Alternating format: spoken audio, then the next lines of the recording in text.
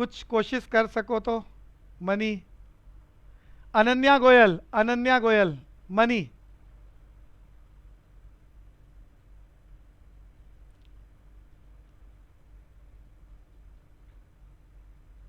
बढ़िया भैया, चीजों को याद रखना है।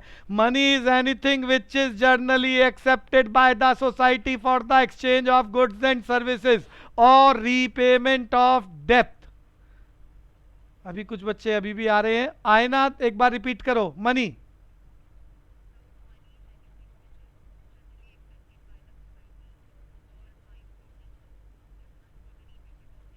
बढ़िया बात। आयात दोबारा बोलो। मनी, अगर बोल सकते हो तो।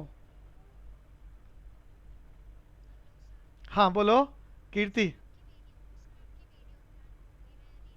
हाँ कर लो, कर लो। आयात कोशिश करो। पल्लवी बोलेगी मीनिंग ऑफ मनी।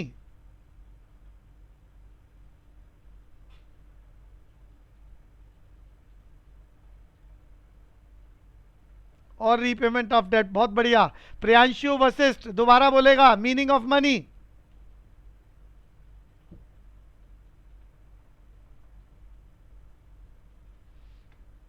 कोशिश जरूर करनी है भैया। खुशी खंडेलवाल। मनी।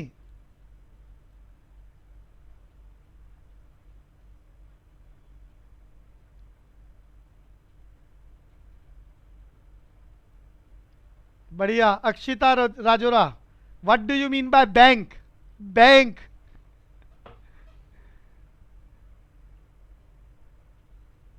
बैंक का मीनिंग वही है जो कॉमर्शियल बैंक का मीनिंग है। बैंक बोले तो कॉमर्शियल बैंक, बस सेंट्रल बैंक का मीनिंग बदलेगा। बैंक का मीनिंग पूछ ले वन मार्कर के लिए, या कॉमर्शियल बैंक। हर्ष जिंदल। हर्ष जिंदल। अनन्या। अच्छा मैं एक बारी, अच्छा बोल रहे हो मैं। हाँ बोलो बोलो अनन्या। अच्छा मैं एक बारी बोलता हूं, फिर देखते हैं कौन बताता है। बैंक या कॉमर्शियल बैंक, एक ही बात। कॉमर्शियल बैंक या bank is a financial institution which is primarily indulge in accepting deposit and providing loans and advances to obtain the target of profit. भैया कंसंट्रेशन बढ़ाओ, समझने के साथ साथ याद करने की कोशिश करो। वो बैंक का मीनिंग भैया मैक्रो में चैप्टर है हमारा नेशनल इनकम के बाद, अभी जब करेंगे तो डिटेल में चलेगा। तो what do you mean by bank या what do you mean by commercial bank? तो it is financial institution. Bank का मेन काम क्या होता है? लोगों का पैसा लेना और जिसको पैसे की जरूरत है उसे पैसा देना, और टारगेट एक ही है, प्रॉफिट कमाना। अरे बैंक भी दुकानदार हैं, पैसे के लिए काम कर रहे हैं। तो bank is an financial institution primarily indulge in accepting deposit and lending funds to obtain the target of profit. Dipanshu Agarwal, repeat.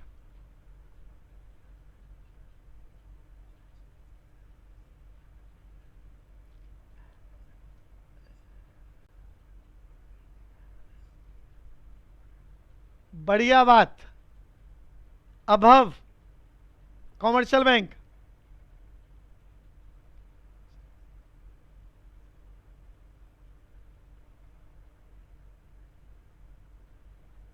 बढ़िया बात। तो हम आज की क्लास का खेल शुरू करते हैं।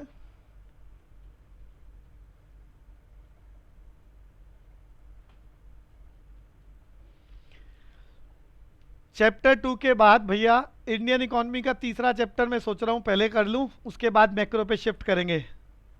बोलो क्या कहते हो? इसके बाद चैप्टर 3 कर लें या पहले मनी बैंकिंग शुरू करें? आए ना बोलो। हाँ, चैप्टर 3 करना चाह रहे हैं, तो चैप्टर 3 इसका करने के बाद फिर हम मैक्रो पर चलेंगे। अब वहाँ पर बड़ा चैप्टर करना है और टेक्निकल चैप्टर करना है तो Keynesian theory of income and employment, और छोटा करना है तो मनी एंड बैंकिंग, जैसे आपको ठीक लगे। बोलो क्या करना चाहोगे अनन्या? मनी एंड बैंकिंग, ठीक है, जल्दी हो जाएगा वो। सीरियल वाइज तो मनी एंड बैंकिंग ही चलेगा अगला चैप्टर। उसके बाद फिर Keynesian theory of income and employment, वो बड़ा टॉपिक है, टेक्निकल एरिया है, रिफ्रेशर्स ने कई चैप्टर बना रखे हैं, प्रैक्टिकल भी आता है और थ्योरी भी है वहाँ। वो शुरू होगा तो लंबा समय लगेगा। और भैया नेशनल इनकम के एपिसोड सारे अवेलेबल है आपके बीसीसी ऐप पर, तो वो जो बच्चों ने लेट ज्वाइनिंग करा है, जिनका छूटा हुआ है, वो वहाँ से एक बारी कवर जरूर करें। हालांकि वो मैंने रिवाइज कराना है, बट वहाँ से कर लेंगे तो थोड़ा फास्ट हो जाएगा, प्रैक्टिकल एरिया एंड थ्योरी दोनों। नए बच्चों से बोल रहा हूँ, मंशा और बाकी सब। तो हमारा chapter 2 Indian economic development between 1950 to 1990, पहला 3 से 4 नंबर का क्वेश्चन याद करा, ऑब्जेक्टिव ऑफ 5 ईयर प्लान, जिसमें 4 मेजर ऑब्जेक्टिव्स की बात करी थी। अनन्या हेडिंग बोलो। ग्रोथ, अनन्या की साउंड, हाँ, एंड इक्विटी की बात करी। पॉइंट्स और भी बनाए जा सकते हैं, बट 3 to 4 मार्केट से ऊपर आता ही नहीं है। फिर हमने बात करी थी feature of economic policy, features बताने हैं इकोनॉमिक पॉलिसी के। कौन बताएगा? अभव। मैंने कुछ हेडिंग्स बताई थी, बस हेडिंग चाहिए मुझे। बढ़िया। हाँ, एक मिनट, अभव को मैं पूछ रहा हूं, ये रेगुलेशन के लिए सरकार ने कौन सा एक्ट बनाया था और कौन से ईयर में? हाँ, बढ़िया। On the basis of which committee? Dutt committee, recommendation of Dutt committee के बेसिस पर। ये सारे बच्चों के लिए रिवीजन के लिए चीजें बोलता हूं मैं, तो सब रिवाइज करके बैठा करो, कोशिश करा करो मन में बोलने की। तीसरी हेडिंग बता रहा था बच्चा अभव।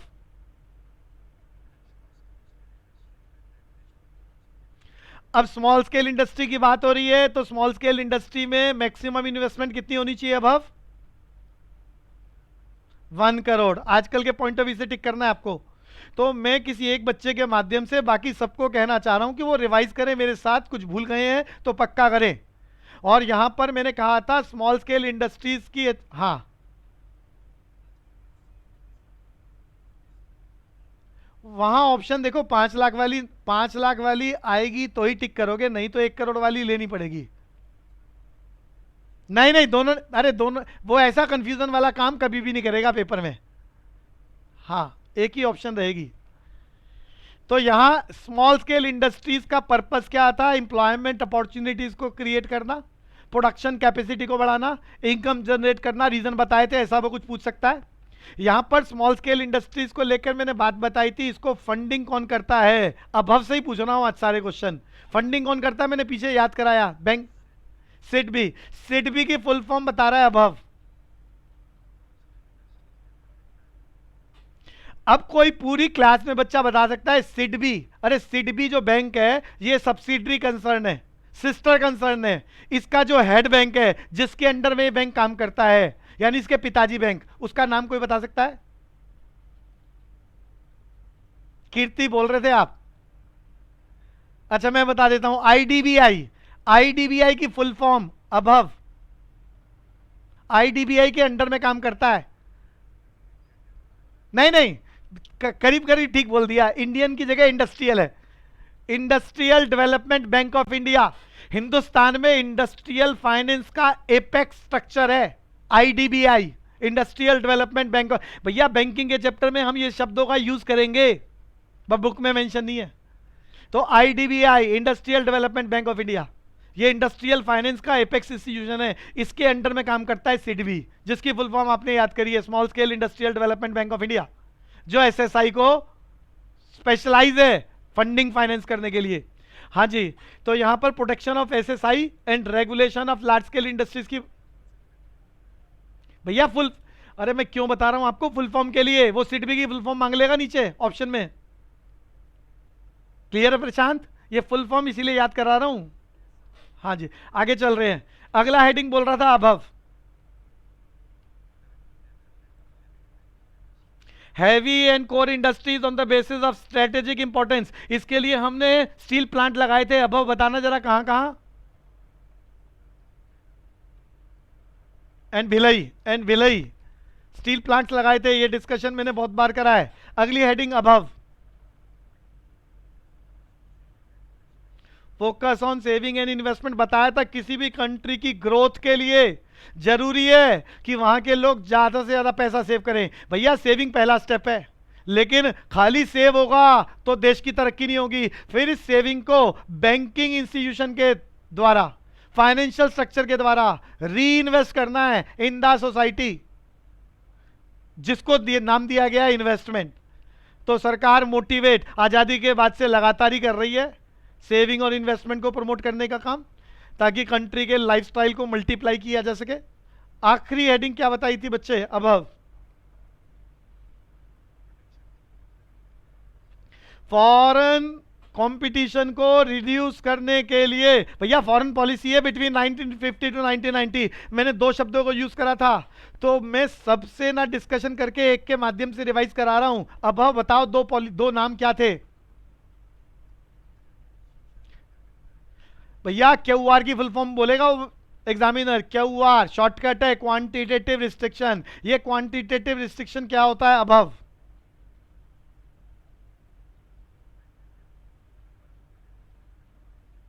हाँ, कि जो भी आप गुड्स को फॉरेन कंट्री से ला रहे हैं उन इंपोर्टेड गुड्स के ऊपर क्वांटिटी रिस्ट्रिक्ट कर दी कि इससे ज्यादा नहीं ला सकते। And what do you mean bye tariff barriers above? On the imported goods. बढ़िया, इंपोर्टेड गुड्स टू डीमोटिवेट करने के लिए और इंडिजिनस प्रोडक्शन को प्रमोट करने के लिए ऐसा किया गया था। और इसके बाद हमने फेलियर ऑफ 5 ईयर प्लान। वैसे ये फेलियर के जो पॉइंट है वो खाली इसी चैप्टर के लिए नहीं है, आने वाले किसी भी चैप्टर में बोले कि ये सिस्टम फेल क्यों हो गया तो ये हेडिंग्स आप यूज कर सकते हो। तो फेलियर ऑफ 5 ईयर प्लान, अब की बार कीर्ति गुप्ता। हेडिंग्स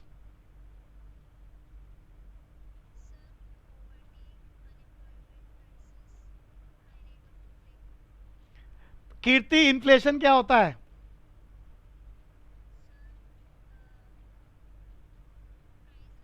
हाँ, टेंडेंसी ऑफ प्राइस राइज, उससे बाइंग पावर कम हो रही है और किसी भी देश के लिए अच्छा नहीं है इन्फ्लेशन। अगली बात बोले, 3 हेडिंग बोली है। नंबर 4 कीर्ति 3 बोली है आपने, poverty, high rate of price rise या हाईली इन्फ्लेशन, अनएम्प्लॉयमेंट क्राइसिस, और बोलो इनएडिक्वेट इंफ्रास्ट्रक्चर। भैया इंफ्रास्ट्रक्चर तो आज भी बूस्टअप नहीं हो पाया है देश के 70 सालों बाद आजादी के। और unequal distribution of income and wealth, जो हमेशा ही हमारा एजेंडा रहा है कि हम इसको ठीक कर सकें। और इसके बाद हमने एग्रीकल्चरल डेवलपमेंट की बात करी थी बिटवीन 1950 टू 1990। अच्छा, यहां पर वो 5 ईयर प्लानिंग कमीशन कब सेटअप हुआ था Kirti Gupta? Father of 5 year plan, PC Mahalanobis, ex officio chairman of 5 year plan.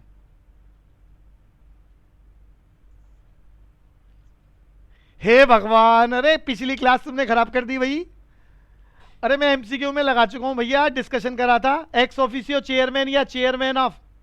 हाँ, तो भैया प्राइम मिनिस्टर को तुम वाइस प्रेसिडेंट कैसे बना रहे हो? उस समय अरे लोकसभा, अच्छा लोकसभा क्या होती है? लोकसभा को क्या बोलते हैं?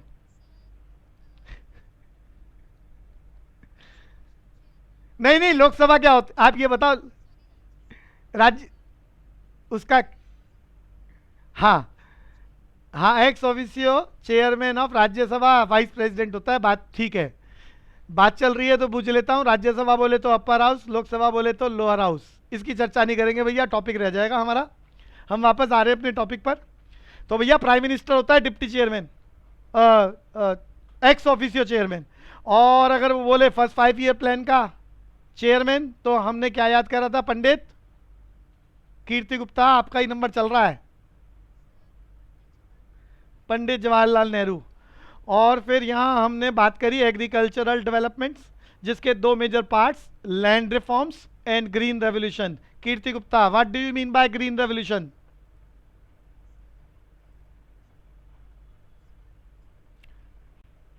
High yielding variety of seeds को मैंने निकनेम में बताया था, जो एक नंबर के लिए आएगा एमसीक्यू में,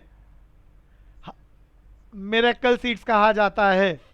यहां हमने लैंड रिफॉर्म्स की बात करी थी। लैंड रिफॉर्म्स के लिए fundamental right to property suspend कर दिया था, और यहां हमने कोशिश करी कि एक्चुअल टीलर्स को हम लैंड प्रोवाइड कर दें, ऑनरशिप टाइटल दे दें।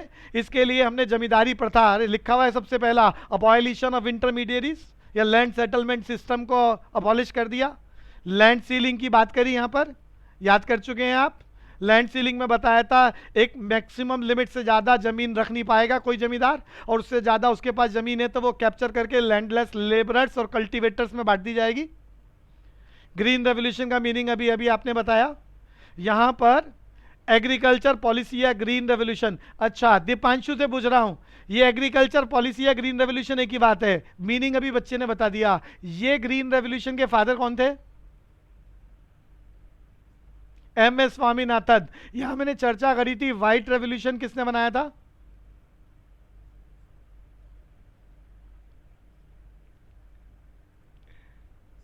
वर्गीयस, डॉक्टर वर्गीयस कुरियन। वो पूछेगा ग्रीन रेवोल्यूशन रिलेटेड टू, और नीचे 4 ऑप्शन होगी, तो किससे रिलेटेड था? ओ भाई, ग्रीन रेवोल्यूशन की बात कर, अरे food crops, wheat and rice, mainly wheat and rice, green revolution. अच्छा, व्हाइट रेवोल्यूशन बोलेगा किससे रिलेटेड था, तो आप बोलोगे अच्छा पूरी क्लास से जब बात चल रही, अरे चैप्टर आगे आएगा। पिंक रेवोल्यूशन किससे रिलेटेड है? पूरी क्लास, किसी को पता हो तो बोलना। पिंक रेवोल्यूशन, अनन्या है जी, वरुण कुछ बोल रहे थे। Production of meat, pink revolution. तो ऐसे बहुत सारे रेवोल्यूशन समय समय पे चले हैं। वापस आता हूं जी। तो एग्रीकल्चर पॉलिसी बोले तो ग्रीन रेवोल्यूशन। यहां पर हमने बात करी है major high yielding variety of seeds की, जिसे मिरेकल सीड्स भी बोलते हैं। इसके अलावा यहाँ केमिकल फर्टिलाइजर्स, इंसेक्टिसाइड्स, पेस्टिसाइड्स की बात हमने करी। अगली बात हमने करी यहाँ regulated market and cooperative marketing system. अच्छा, एमएसपी को लेके मैंने बात याद कराई थी, minimum support price government announce करती है।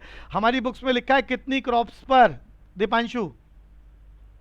24 क्रॉप्स पर एमएसपी लगा रही है। अब ये एक नंबर का फिर एमसीक्यू यहां पर आ गया, मार्केटेबल सरप्लस। खुशी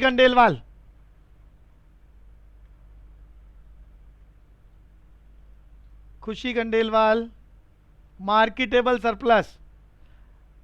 after launching of green revolution bumper production हो गया, और इस बम्पर प्रोडक्शन से वो अपनी सेल्फ कंजम्पशन को पूरा करने के बाद एक्स्ट्रा ऑर्डिनरी सरप्लस को बाजार में बेचने लग गए अपनी लाइफस्टाइल को प्रमोट करने के लिए। दीपांशु बोलो।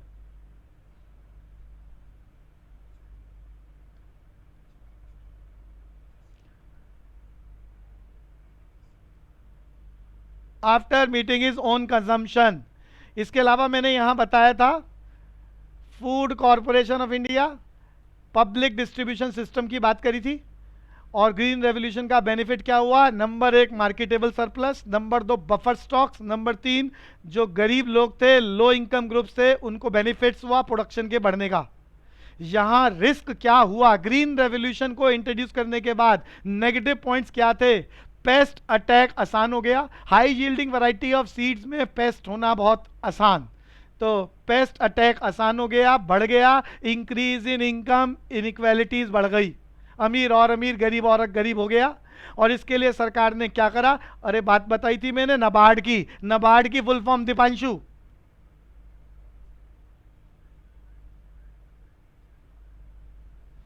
नाबार्ड क्या है? एग्रीकल्चरल फाइनेंस प्रोवाइड करता है।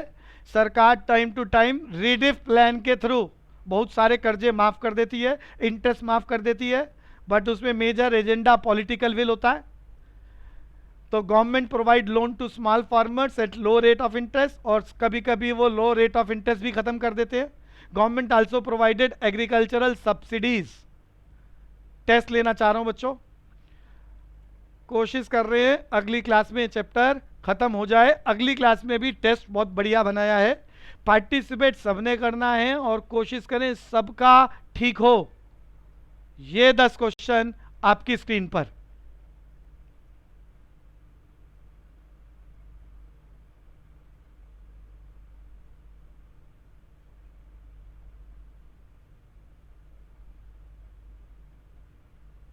दीपांशु क्वेश्चन आ गए आपके पास?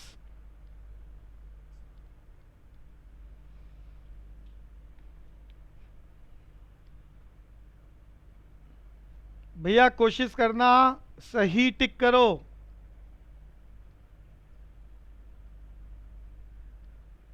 कहीं कोई कंफ्यूजन हो पूछ सकते हैं आप क्वेश्चन नंबर बोल के, कोई पॉइंट कोई हेडिंग।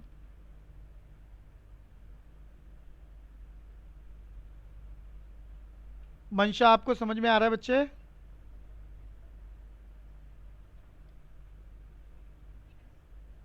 नोट साथ साथ बनाना बच्चे और याद करना।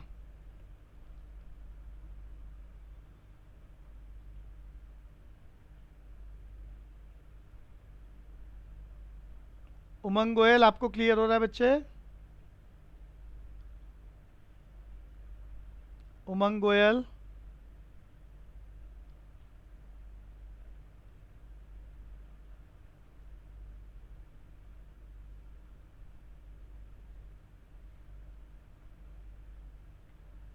शीनू आपको क्लियर है बच्चे? शीनू राजोरा, ठीक है बच्चे। महक साउंड अनम्यूट करके बात करो बच्चे। महक,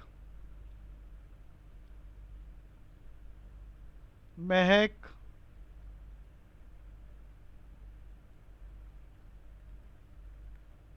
महक,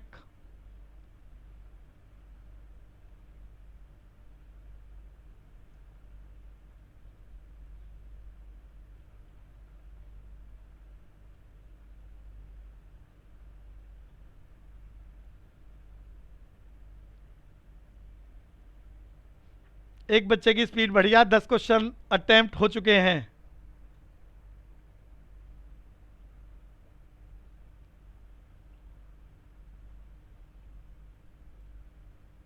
हर्ष पी से पूछ रहा हूं बच्चे, क्लियर हो रहा है आपको सारा? पुराने टॉपिक भी थोड़ा समय निकाल के उसको भी देखो, कोशिश करो उसके भी नोट्स बन सके।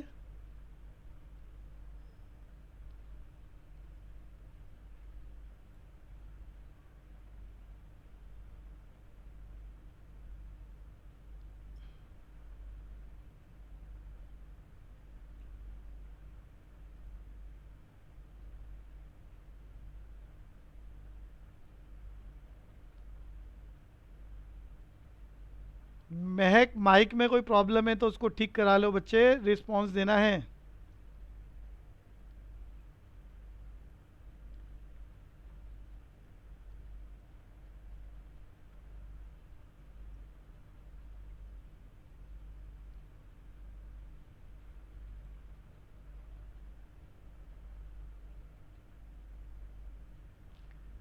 यश Khandelwal, what do you mean by direction of trade?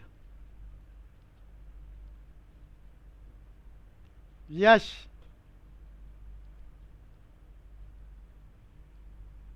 यश खंडेलवाल से पूछ रहा हूं बच्चे।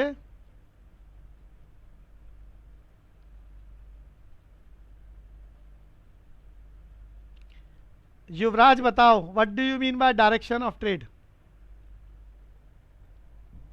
युवराज, पिछले चैप्टर में कराया है और बहुत बार रिवाइज कराया है। डायरेक्शन क्या होता है, कंपोजिशन ऑफ ट्रेड क्या होता है, और पैराग्राफ भी याद कराए। युवराज,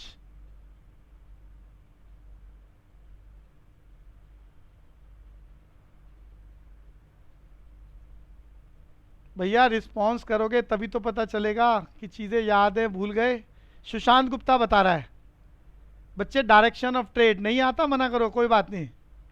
सुशांत गुप्ता, तो एक बारी सुन, अरे डायरेक्शन ऑफ ट्रेड में बताया था आप किन किन कंट्रियों को एक्सपोर्ट करते हो और किन किन कंट्रियों से इंपोर्ट करते हो? किन किन देशों को हमारा देश एक्सपोर्ट कर रहा है और किन किन कंट्रियों से इंपोर्ट कर रहा है, इस बात को समझना समझाना डायरेक्शन ऑफ ट्रेड है।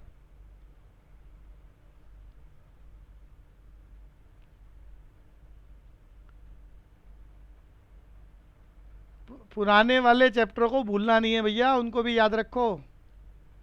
कंपोजिशन ऑफ ट्रेड में क्या बताया था? क्या होता है कंपोजिशन ऑफ ट्रेड? सानिया बता रही है, Sania M, composition of trade क्या है?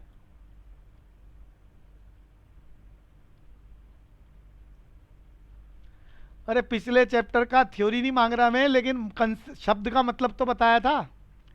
रिया से पूछ रहा हूं, रिया, कंपोजिशन ऑफ ट्रेड।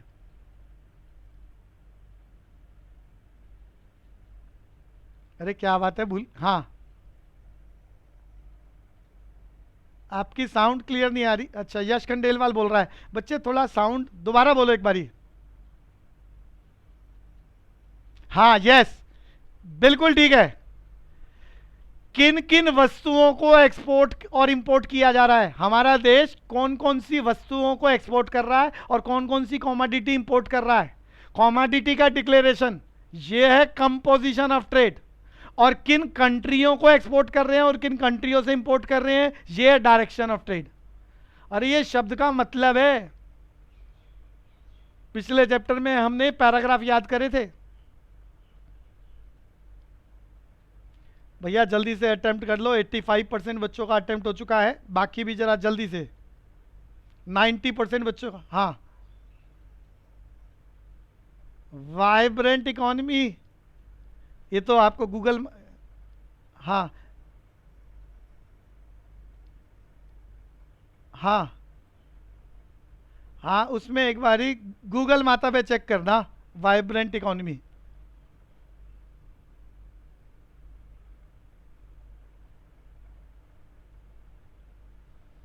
भैया सिर्फ 3 बच्चे बचे हैं, कोशिश करें ये भी कर पाए। 10 सेकंड और रखते हैं हम।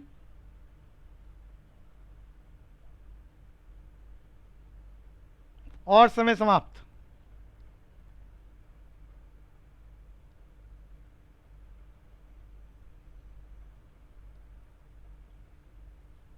डिस्कस कर रहा हूं।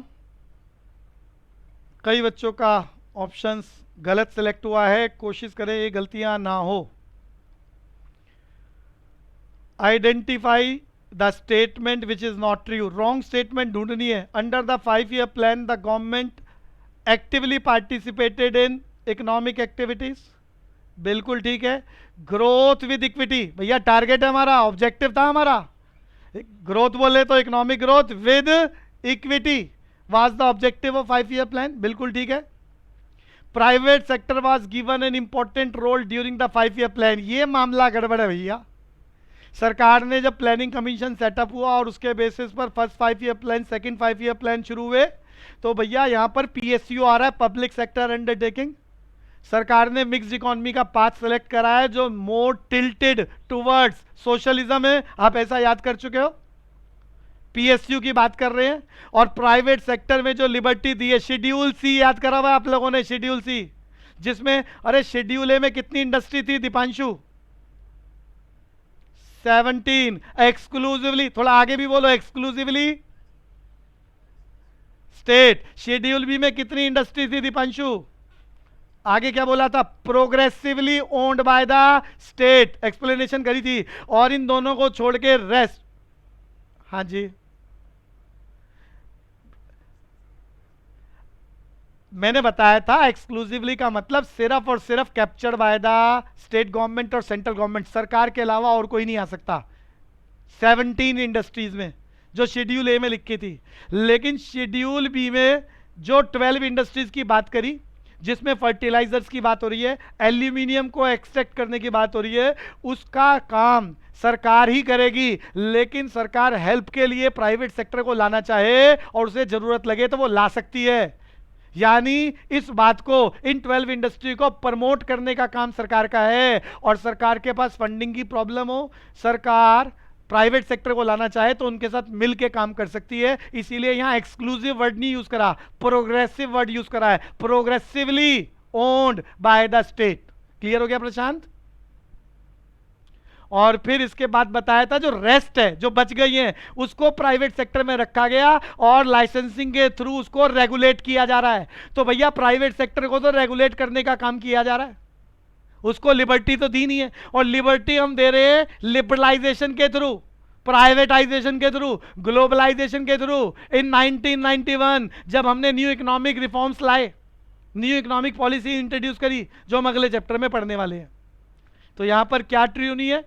Private sector was given an important role. भैया पीएसयू, यहां गवर्नमेंट सेक्टर को ज्यादा प्रायोरिटी दी गई थी, public sector was given a leading role during the, yes ये दिया गया था, पब्लिक सेक्टर को प्रमोट करने पर कोशिश की गई। तो सी यहां पर होंगे।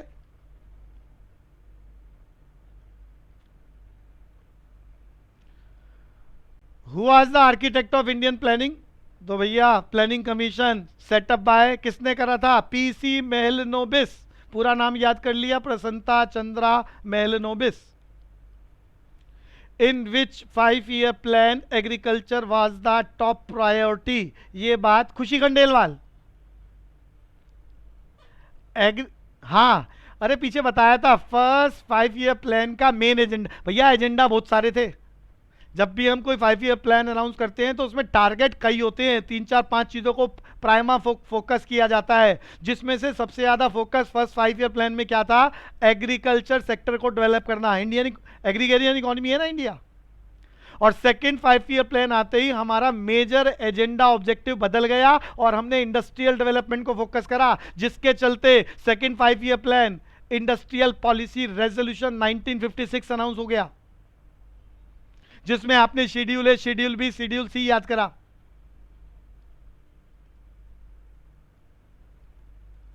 तो यहां आंसर क्या है? एग्रीकल्चर को टॉप प्रायोरिटी में रखा first 5 year plan. First 5 year plan का टेन्योर खुशी खंडेलवाल,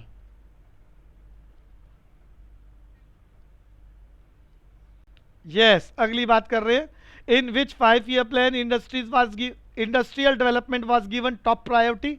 अभी बताया था सेकेंड 5 ईयर प्लान, टेन्योर खुशी खंडेलवाल, सेकेंड 5 ईयर प्लान का।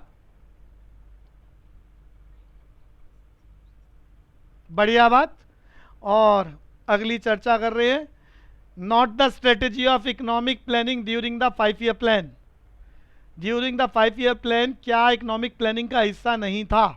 भैया पहला शब्द बैलेंस ग्रोथ, ये तो एजेंडा शुरू से रहा है कि यहां economic growth with equity target है हमारा।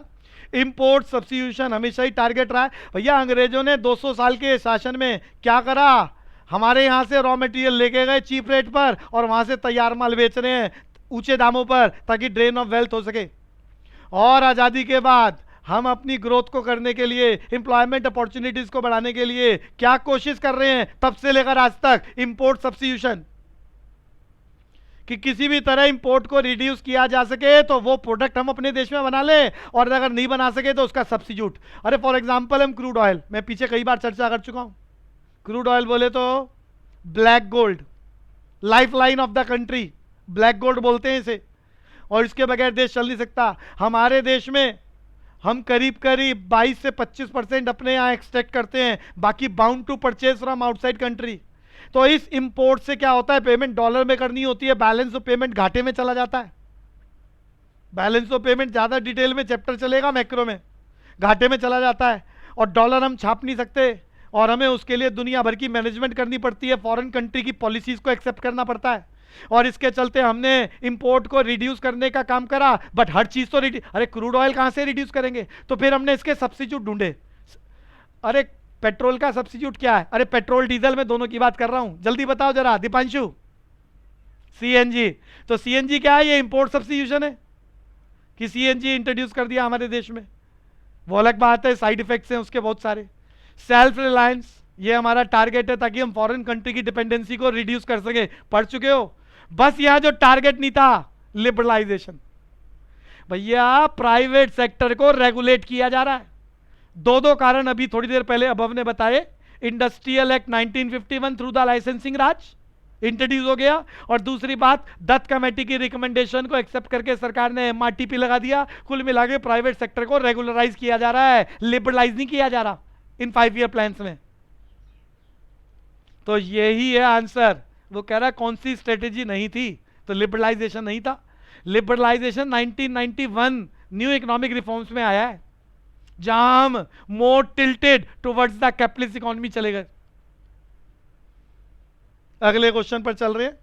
किसी को भी कहीं कुछ पूछना हो तो पूछ सकते हैं साउंड अनम्यूट करके। अगले क्वेश्चन पर चले गए। Which was the main reason of green revolution in India? भैया हिंदुस्तान में एग्रीकल्चर, अरे एग्रीगेरियन इकोनॉमी है, और एग्रीकल्चर सेक्टर को डेवलप करने के लिए लैंड रिफॉर्म्स लाने काफी नहीं रहे।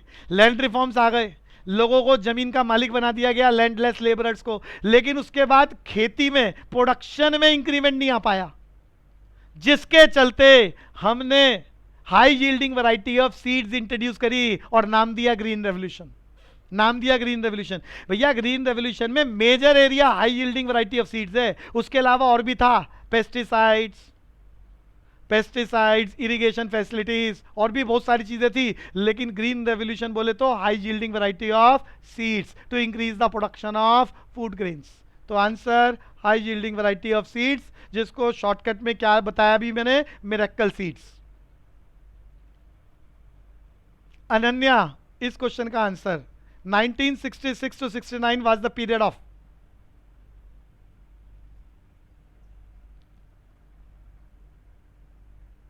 लेकिन ये तो 3 साल है, 3 साल में 5 साल की प्लानिंग कैसे होगी? आए ना? नहीं नहीं नहीं नहीं,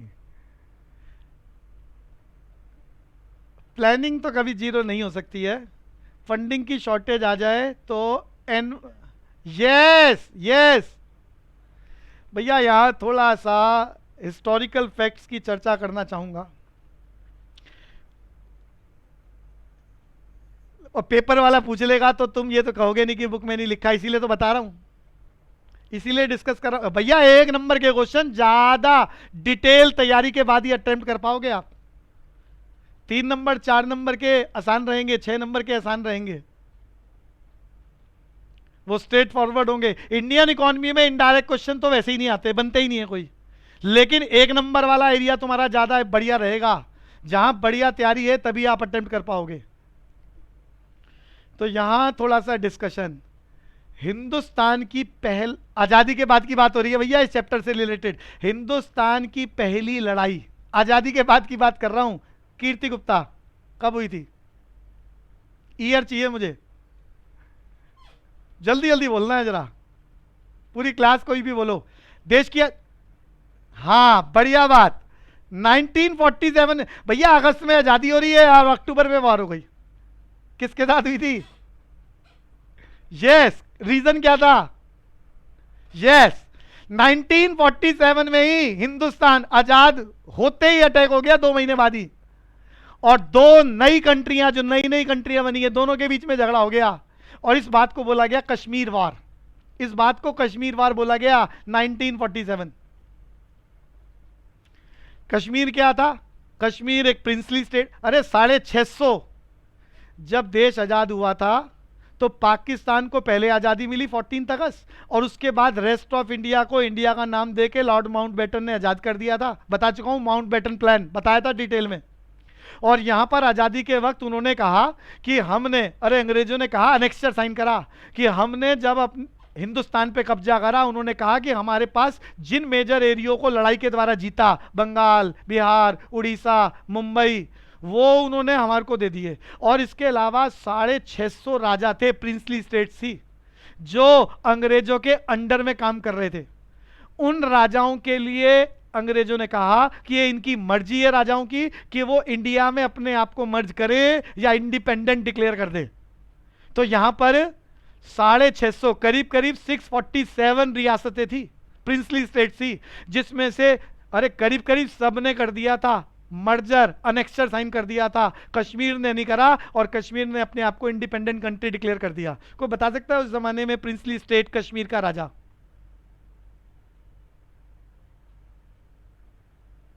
प्रशांत, नहीं नहीं, गलत कह रहे हो, बिल्कुल गलत कह रहे हो। चलो ढूंढ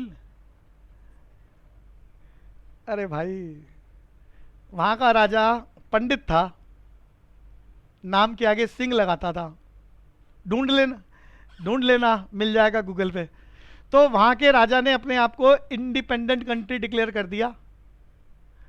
हमारा देश आज़ाद हो चुका था, पाकिस्तान आज़ाद हो चुका था। पाकिस्तान ने कब्जा करने की कोशिश करी और अपनी अपनी आर्मी भेज दी। आर्मी भेज दी तो यहाँ से सरदार वल्लभ भाई पटेल से मदद मांगी। वहाँ के राजा ने, सरदार वल्लभ भाई पटेल ने कहा अनेक्सर साइन कर दो, मर्ज कर दो इंडिया में, और हम आर्मी भेज देंगे। तो उन्होंने आर्मी अनेक्सर साइन ही नहीं करा, और तब तक 1/3 Jammu and Kashmir captured by Pakistani army. Finally वहाँ के राजा ने अनेक्सर साइन करने की बात एक्सेप्ट कर ली, अनेक्सर साइन कर दिया। उसी वक्त आर्मी पहुंच गई, और हमारी आर्मी और पाकिस्तान की आर्मी आमने सामने। उसे बोला गया लाइन ऑफ, अरे जल्दी जल्दी बोल, लाइन ऑफ कंट्रोल बोल दिया। इंटरनेशनल बाउंड्री नहीं है ये, लाइन ऑफ कंट्रोल बन गई। और इधर हमारा इलाका, उधर पाकिस्तान, पाकिस्तान की आर्मी है, आर्मी के थ्रू कब्जा कर रखा है। और यहाँ फिर समय के साथ हमारी पार्लियामेंट ने कश्मीर को एक स्पेशल स्टेटस दे दिया। आर्टिकल, ये तो सबको पता चल गया अब तो, आर्टिकल 370, जिसके अपने बहुत सारे क्लॉज हैं, जिसको सरकार ने अभी पीछे रिसेंटली खत्म कर दिया। अलग झंडा, अलग कॉन्स्टिट्यूशन और बहुत सारी बातें रखी थी स्पेशल स्टेटस के नाम से जम्मू एंड कश्मीर में, जिसे खत्म कर दिया गया। ये फर्स्ट वॉर थी बच्चों, आजादी के बाद की। इसके बाद अगली वॉर, पूरी क्लास 19, क्या बढ़िया बात है, प्रशांत के अलावा कोई और बोलेगा। ये 1962 वॉर किन दो कंट्रियों के बीच में हुई थी? जल्दी बोलो जी। चाइना इंडो वार बोलते हैं। और इसमें चाइना ने हिंदुस्तान के बहुत बड़े इलाके पे कब्जा कर लिया था, और इंडिया बहुत बुरी तरह से हारा था। 50,000 से ज्यादा स्क्वायर किलोमीटर एरिया चीनी हिंदू भाई भाई कह के कब्जा कर लिया, और हिंदुस्तान को बहुत बड़ी शिकस्त मिली थी 1962 में।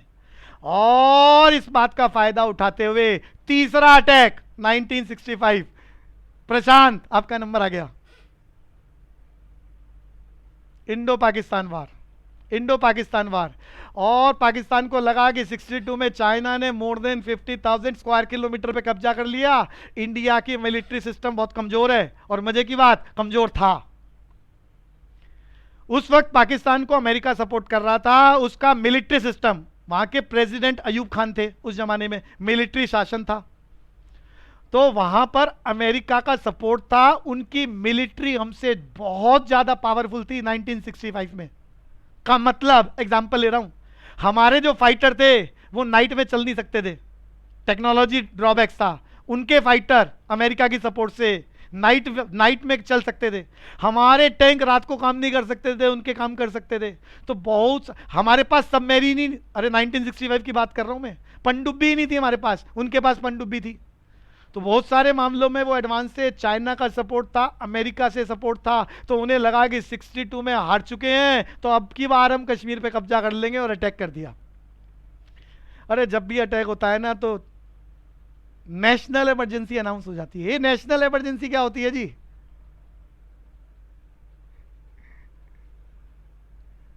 नेशनल इमरजेंसी बोले तो फंडामेंटल राइट सस्पेंड कर देती है सरकार। और ये कब लगाती है? जब भी अटैक होता है। तो फंडामेंटल राइट सस्पेंड कर दिए, सारे रिसोर्सेज को, देश की आज़ादी, देश को बचाए रखने के लिए लगा दिया।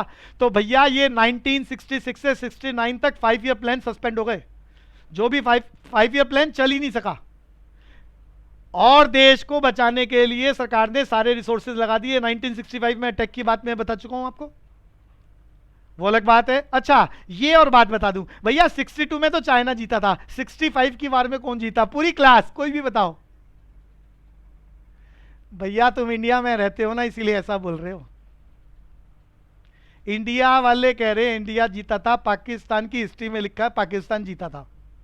कुल मिलाकर नुकसान दोनों कंट्रियों का बहुत ज्यादा हुआ था, लेकिन हासिल किसी को कुछ नहीं हुआ था। अरे जीत का मतलब है कुछ अचीवमेंट हो गई हो। जैसे हम कह रहे हैं कि 62 में चाइना जीता, क्यों? हमारा बहुत बड़ा इलाका कैप्चर करके ले गया ना। 65 में ना हमें कुछ मिला ना उन्हें कुछ मिला, नुकसान जरूर हुआ, नुकसान बहुत ज्यादा हुआ।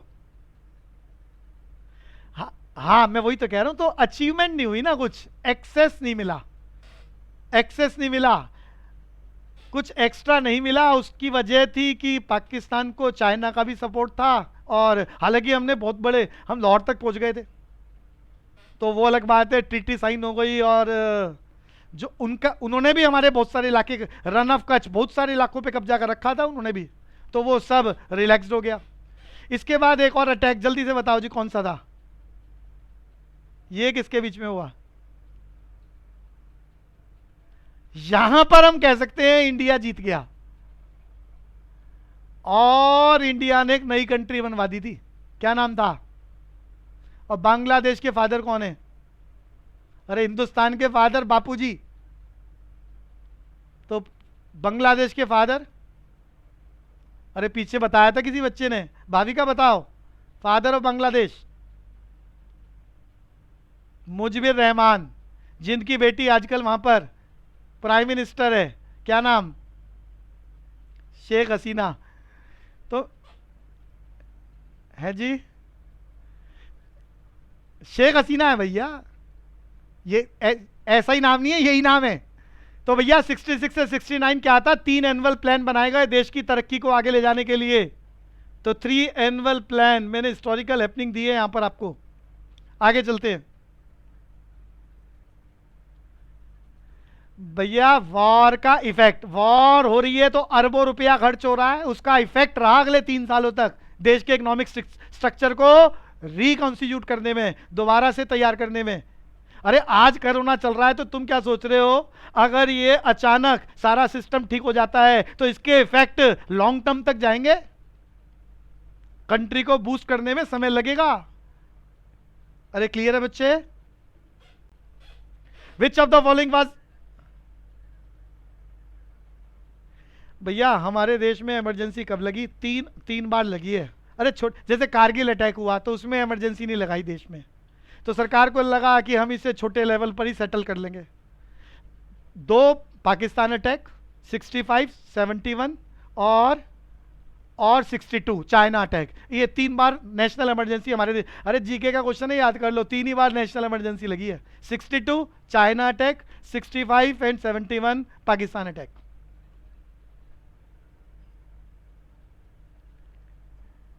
भैया वहां फंडामेंटल राइट सस्पेंड नहीं हुए थे, इमरजेंसी लगी थी, लेकिन ये वाली नेशनल इमरजेंसी नहीं थी।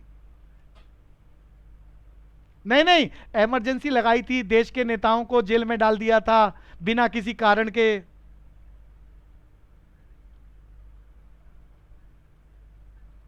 हाँ ये उससे पहले की बात है, बिल्कुल ठीक है, ये 84 की बात भी नहीं है, ये उससे पहले की बात है, ये उससे पहले की बात है, लेकिन नेशनल इमरजेंसी नहीं है वो।